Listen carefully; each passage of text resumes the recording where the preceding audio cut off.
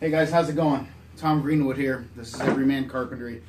And I've been in the wood shop most of the day working on a piece of furniture. I've been trying to build this hope chest for my daughter I bought the lumber probably 2 years ago or something like that.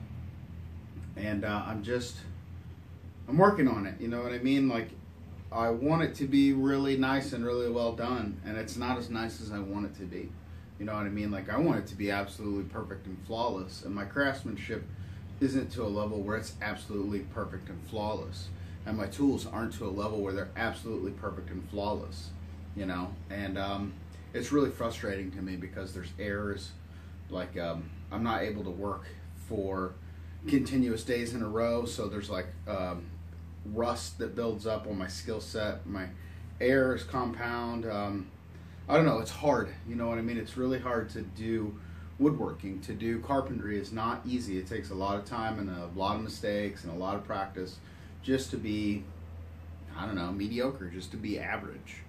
And that's okay, you know what I mean? It's all right to be average at this stuff. It's okay to be just producing things and letting them, you know, I don't know, maybe they're not going to go in some museum or something like that.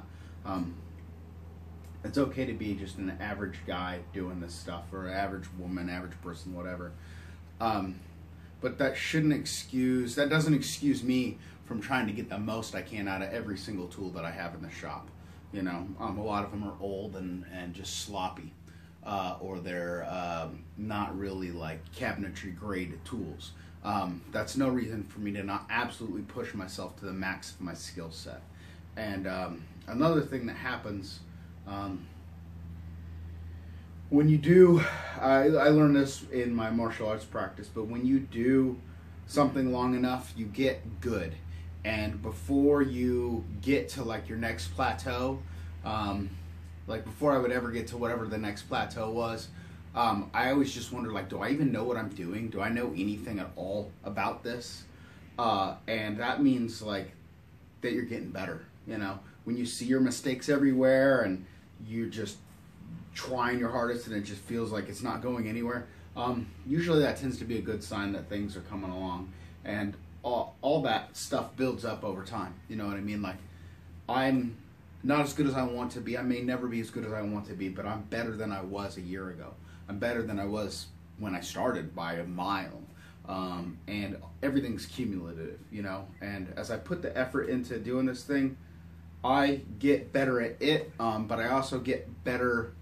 I demand more of myself, and I produce better.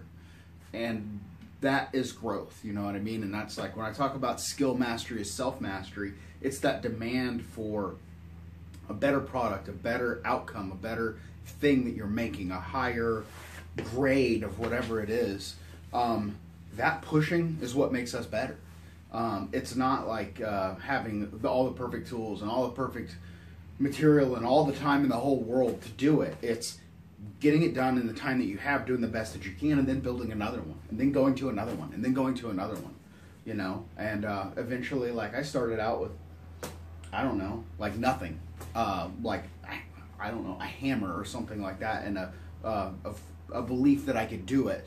And now I'm better than I was, and I have more tools than I did. And I'm not special in any way when it comes to that. Like, if you do that, you'll get better. As you push harder for something more, you'll get better. As you try something that's at the very edge or even outside of your skill set, you'll get better. You just have to get better. So there's that. I also remind myself, like, I'm not a full-time cabinet maker. I'm not a full-time furniture maker.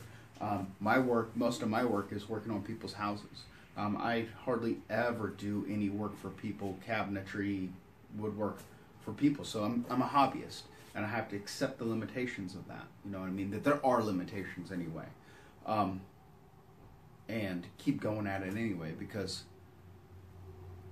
I don't know, it's for enjoyment, you know what I mean? It's for self-fulfillment. It's for this feeling inside of me that there's something inside of me that has to come out. And if you know what that's like, I give you permission to suck at it and keep doing it anyway. And if anybody tells you different, then don't listen to them. And with that, I'm going to take the lumps that I've gotten today, and I'm going to go live the rest of my life. But keep at it, guys. Keep doing your carpentry. Keep doing your woodworking. Keep working on your craft. Even if it's a little at a time, as long as you stay at it, it's inevitable. You'll get better. And these words are meant to be encouraging, because right now I don't feel very encouraged. I'm only seeing my errors. So I want to say, like, you guys can do it, and you're okay, and keep trying. It'll pay off, I promise. You'll be better in a year if you do it. Then if you don't do it, you'll never be better. Anyway, that's all I got for the inside of my head today to come out word vomit into the world. I hope you guys are getting something from this. Let me know if you are. Feel free to hit me up and talk to me anytime. Hope you guys are having a good day out there, and I'll talk to you later. Goodbye.